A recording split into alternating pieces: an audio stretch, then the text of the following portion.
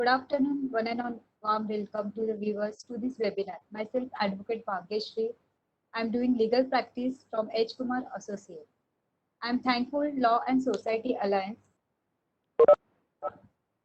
The Law and Society Alliance is a national growth organization that focuses on intellectual work and innovation, both policy and legal, on issues such as law and legislation, national security and strategic affairs, education and skill development, culture and history, business and economic financial inclusion, and vocational training. Basically, all aspects of human life and to make life itself better for the people from all fields and sectors.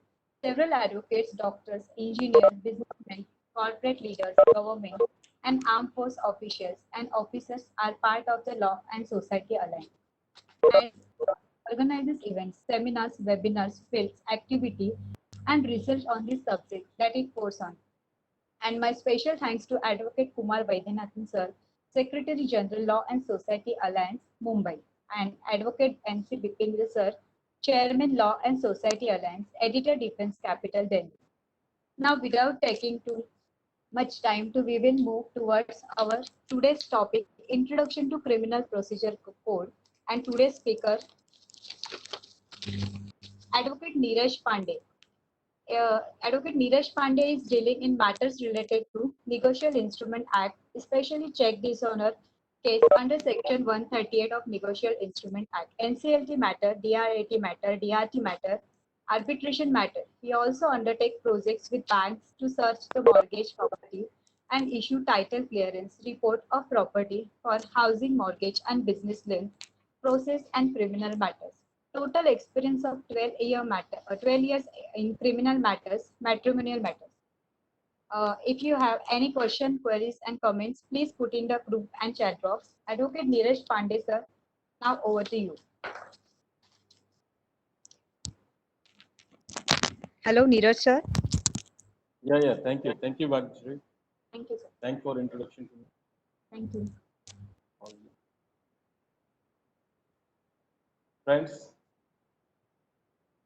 everybody knows that procedure code is the one of the most ill accepted. Right? And they are knowing. They have to know. Just it's a brief introduction round. You can say that is a brush up round that I want to go ahead. Let's start introduction of criminal.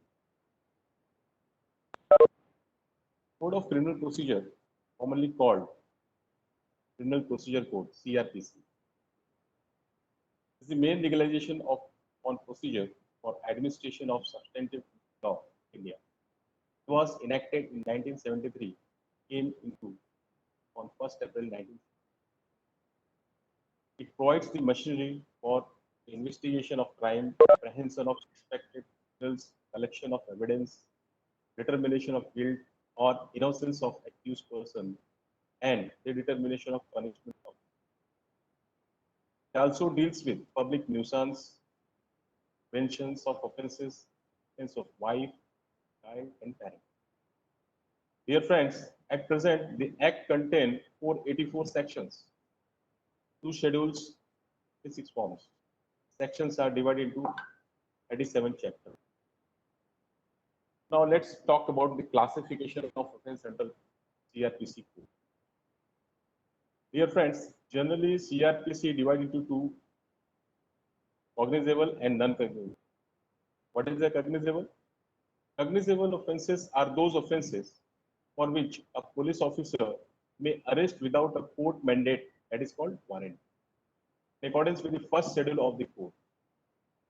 For non-cognizable cases, the police officer may arrest only after being duly authorized by warrant.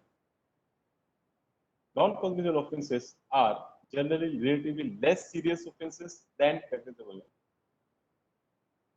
Dear friends, cognizable offences reported under Section 154 of CRPC, while non-cognizable offences reported under Section 155. There are 2 major differences that we all should know. For non-cognizable offences, the magistrate empowered to take cognizance under Section 190 of CRPC with under section 156 subsection 3 of CRPC. The magistrate is competent to direct the police to register the case, investigate the same, and submit the challan or report for cancellation. Now let's go ahead further talk about the ingredients of section 150. What are the various ingredients that covered under section 150? Dear friends, as all of us knows, in CRPC is an information gives to police officer. What is section 154? What are the ingredients? First ingredient is basic information that we gives to the police officer. Second thing is information must relate to cognizable offences. Section 154 should be cognizable offences. Whatever the information you're providing, that should be relevant to the cognizable, not non-cognizable. That is the difference. And it is an information of offense first in point of time. What is this? Basic information that we have providing. Something we are providing. Further, the investigation starts immediately after recording the FIR. The information may be given by orally or in writing. Even a relevant telephonic information is also sufficient to become. Now let's understood what are the information. Basically, when some complainant want to complain something, he should provide in three mode of complaint to the police officer to register an FIR. That should be orally, means by visiting a police station, can go and narrate his story of his complaint. According to that, FIR will be done by the police officer. Or he may jot down in a piece of paper himself or to his friend, colleagues, or hire an advocate and just get it officer, and the police officer will register on that.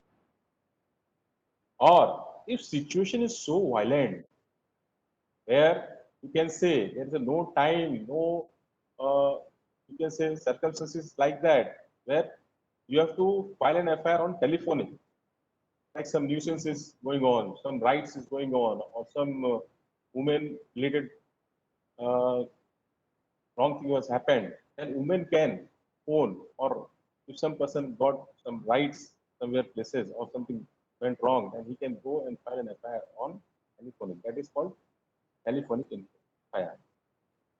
A copy of FIR shall be given to the informant free of cost. It's the duty of police officer give you FIR free of cost. Okay. Now let's talk about what covered summon case and warrant case under CRPC. Dear friends, under section 204 of the code, a magistrate taking cognizance of an offence is to issue summons for the attendance of the accused if the case is a summons.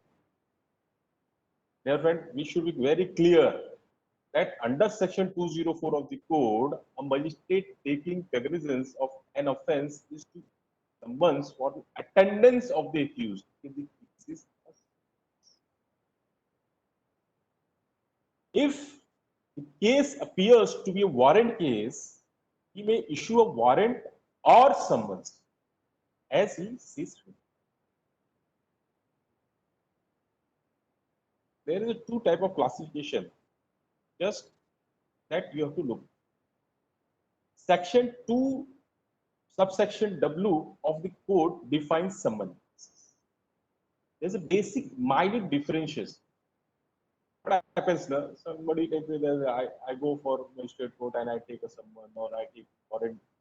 So there's a minor difference. Section 2, subsection W of the code defines summons case, a case related to an offence and not being a warrant case. Section 2, subsection X of the code defines warrant case as a case relating to an offence punishable with a death, imprisonment for life, or imprisonment for a term exceeding 2 years.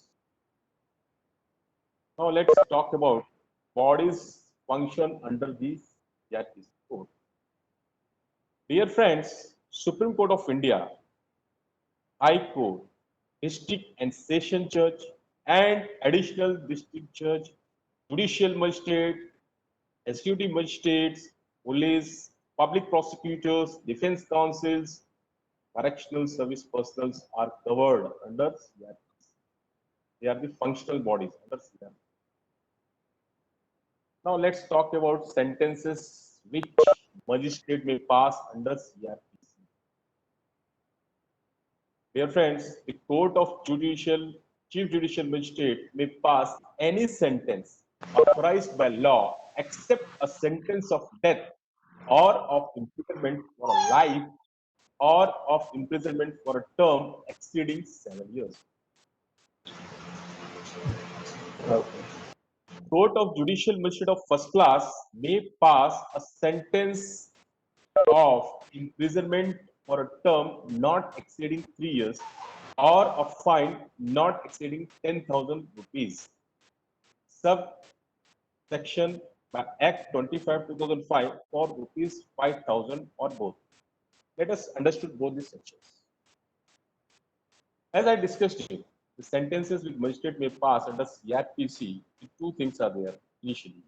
First, the Court of Judicial Magistrate may pass any sentence authorized by law except a sentence of death. Here we have to underline except a sentence of death or imprisonment for life of imprisonment for a term exceeding 7 years.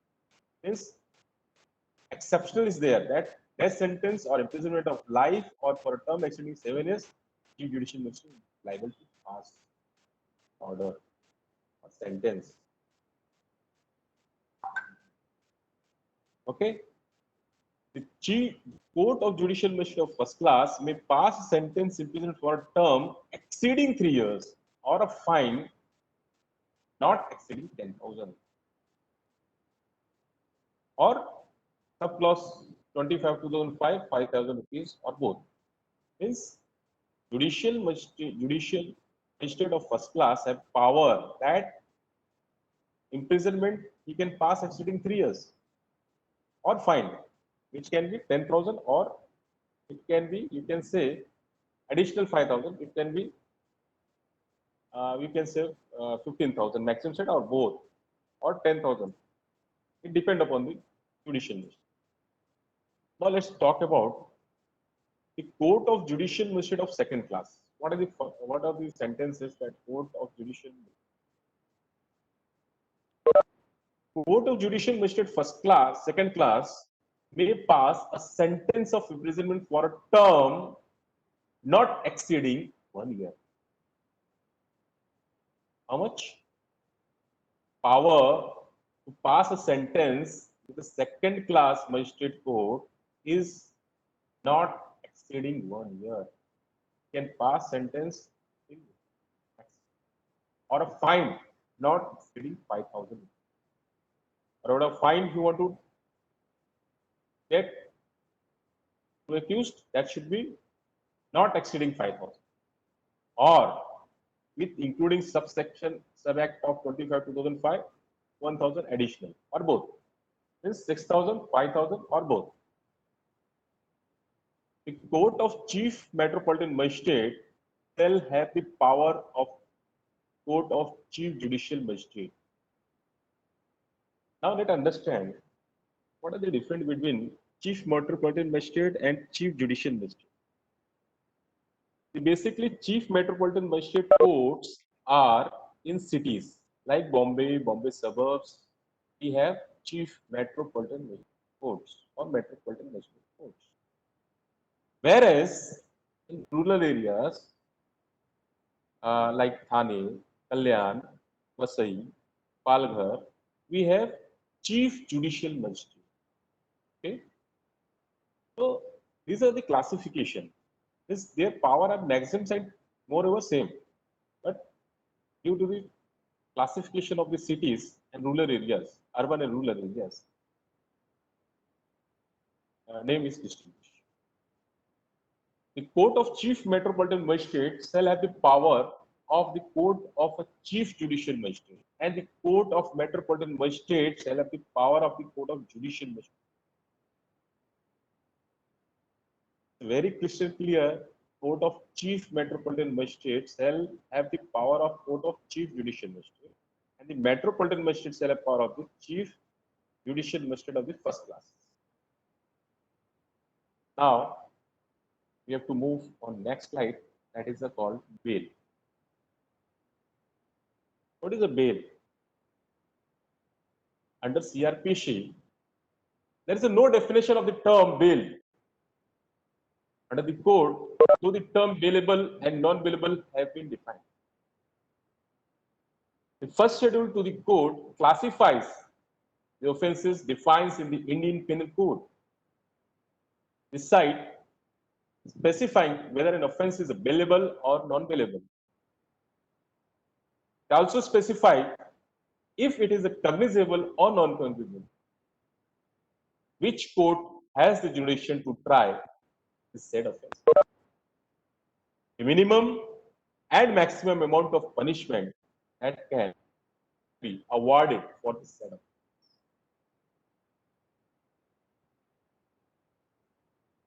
My dear friends, for your understanding, what I can suggest you that it only classify and give basic narration about the consideration of the bailable, non-bailable definition.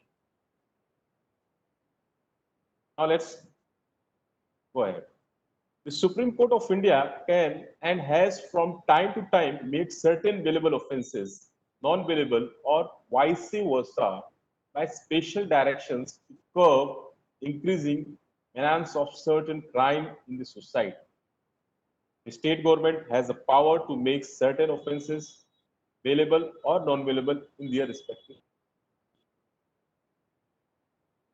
My dear friends, our Supreme Court of India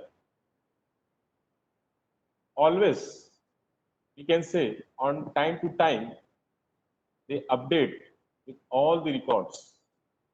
They update with all the records of criminal natures.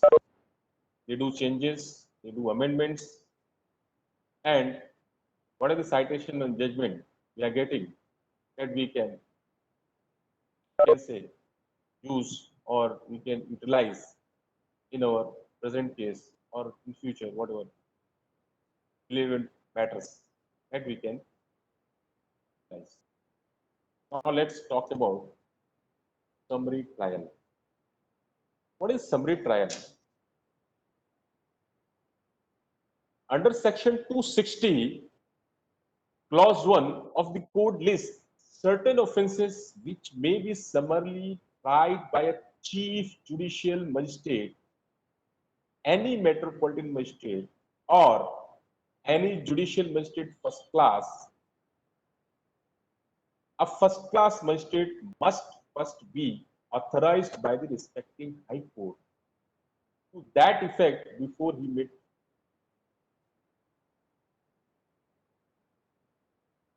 Basically, definition under section 260 CRPC.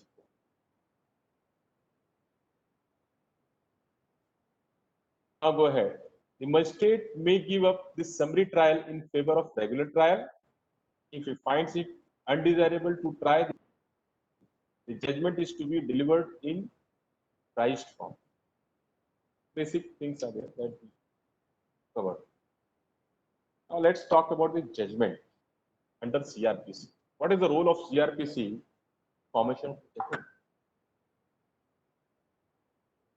Judgment is the final reasoned decision of the court as to the guilty or innocence of the accused. What is judgment? Judgment is a final reasoned decision of the court as the guilty or innocence of. Where the accused is found guilty, judgment must also contain an order requiring the accused to undergo punishment or treatment. Every court must deliver the judgment in the language of that court as determined by the state government. It must contain the points that leads to the determination of the guilt or innocence. Usually commence with the facts and must indicate careful analysis of evidence. must also specify the offense under the penal code or such other specific law, as well as the punishment sentence. If acquainted, the offense of which the accused is so acquainted must be specified along with the direction that the accused is set at the table. Dear friends, judgment here clearly shows final verdict of the court must be a judicial magistrate first class verdict, second class,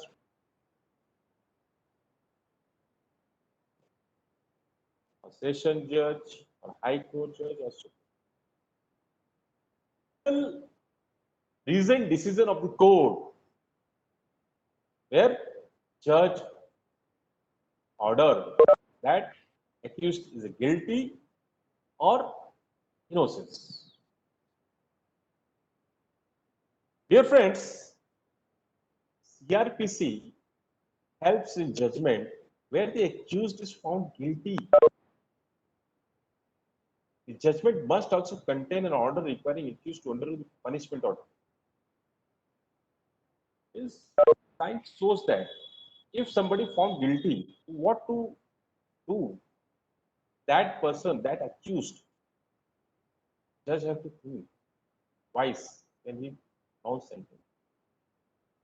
That the sentence should go for punishment or it should be go for treatment. For example, punishment will be given in a heinous crimes.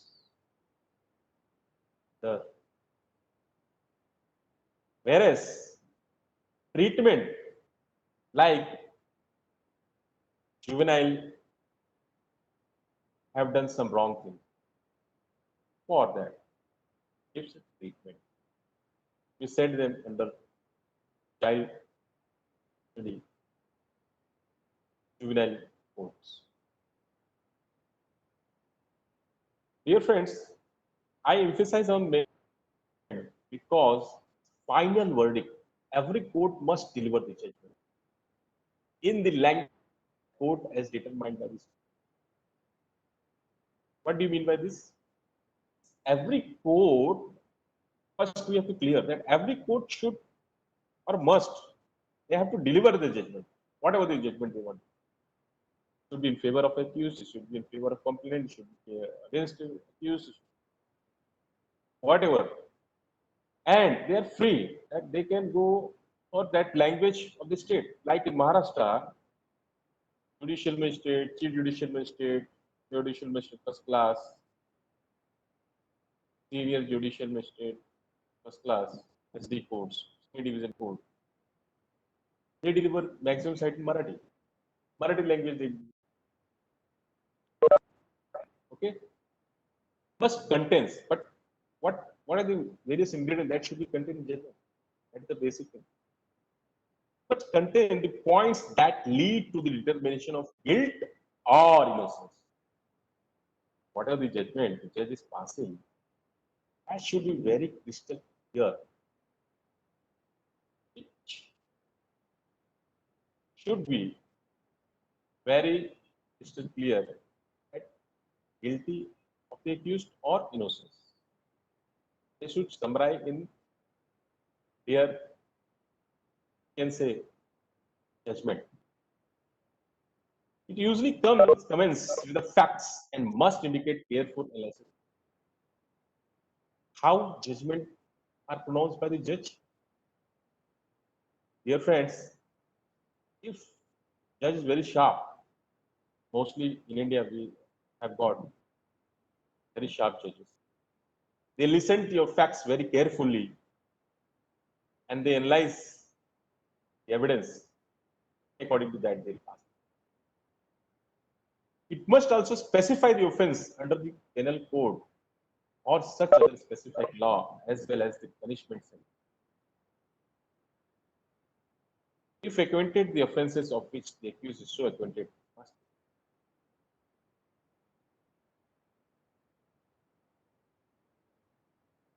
be. These are the basic things. Why I emphasize judgment? Because it's very crystal clear that is the maximum things that we can get from the judgment. Now let's talk about the appeal under CRPO. What is appeal? The code and the Constitution of India together provides for multiple range of appellate remedy. A person convicted by the High Court exercising original criminal jurisdiction may appeal before Supreme. Very crystal clear. If any person have doubt, we have Q&A now. That where the High Court has on appeal reversed an order of acquittal and sentenced him to death and imprisonment for a term of 10 years or more. The accused may appeal to the Supreme Court. The Constitution provides that an appeal shall lie to the Supreme Court against the direction of Supreme Court. If the High Court certifies that the case involves substantial question of law as the interpretation of the Constitution, judgment and orders arising from PD cases are not applicable unless the sentences are combined with other sentences. There can not be an appeal when the accused pleads guilty and is convicted on such plea by the High Court. If the conviction from a plea of guilty is by a session court, metropolitan magistrate, or a magistrate of second class,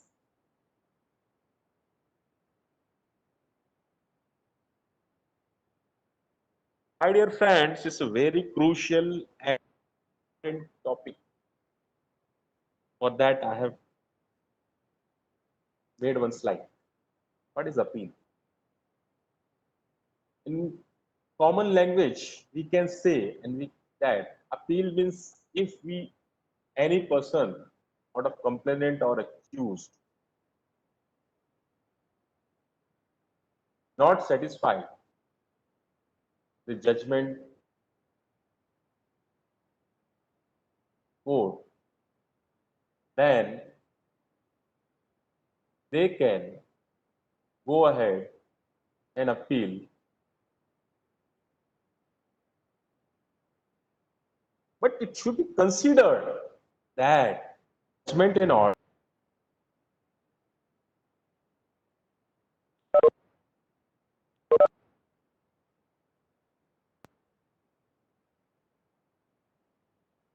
and order arising from PT cases are not appealable unless the sentence are combined.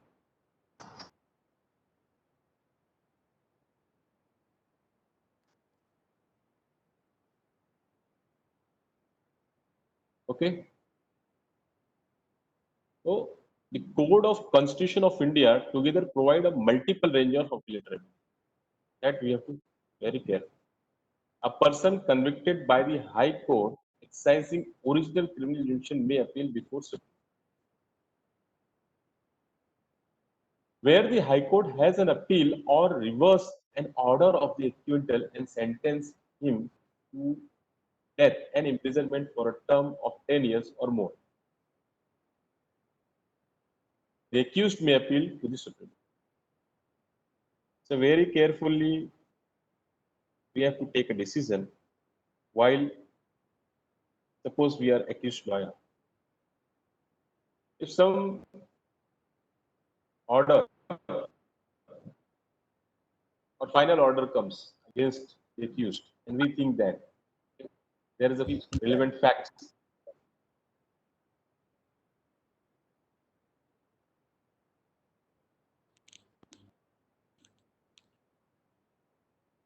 which can say that in superior court will get a justice, then you can go ahead superior court, and it might be from your you can say from magistrate of first class to session court to high court.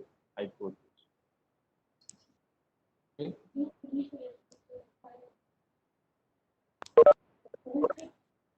Apart from slides, Just I want to give you 2 minutes basic information about how the Criminal Procedure Code and IPC and evidence work. Hello, Akshay. हाँ sir. Permit to me for another 5 minutes, or I can stop you. No sir, no. Yes sir, close. Close. हाँ No? हाँ. Let's we can talk in next topic then the next time. Neeraj sir, This is- actually the thing is the booking is only for half an hour. So there are few Okay, not questions. not- There are few questions that we can take in this 5 minutes which is remaining. So that's why we can. Okay. Yeah. Yes. Okay. Go ahead, sir. So thanks to all participants. Thank you so much, sir, for your excellent speech of today's topic. Now we will like to have question and answer session. Question is, what is the compoundable and non-compoundable offense?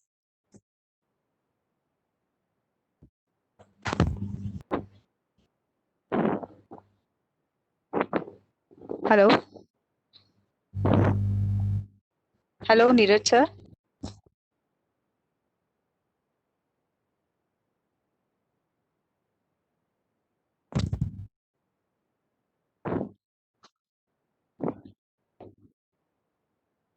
Hello, Neeraj sir. Can you hear me?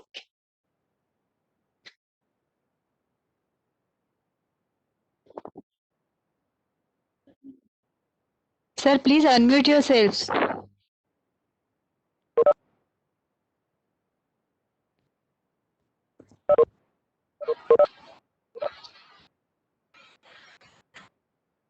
Hello. Hello. Hello, sir. Hello. I'm audible? हाँ sir. Your question is, what is the compoundable and non-compoundable offense? Okay. What is the compoundable offenses?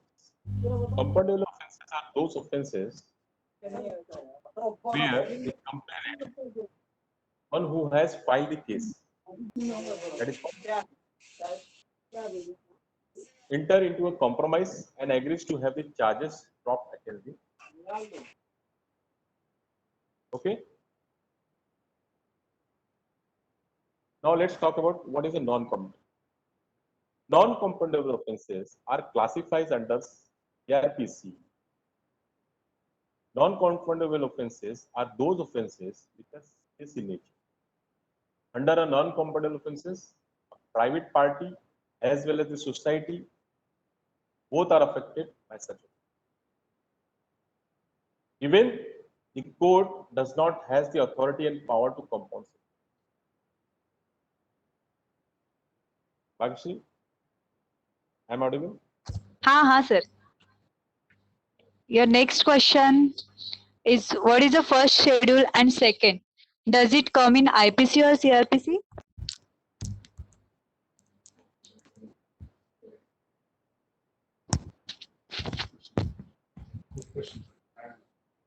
Hello, sir.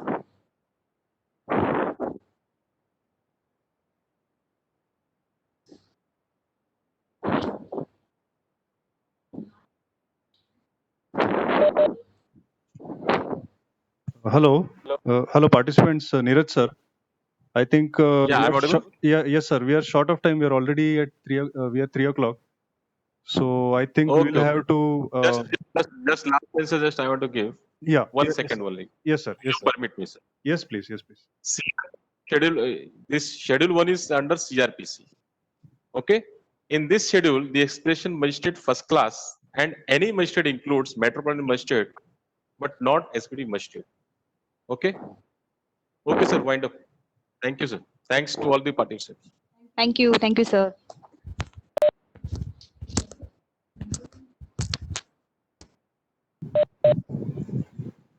Thank you, Neeraj sir. Thank you all the participants for attending today's webinar. I thank you all for your time, and special thanks to Neeraj sir. Thank you.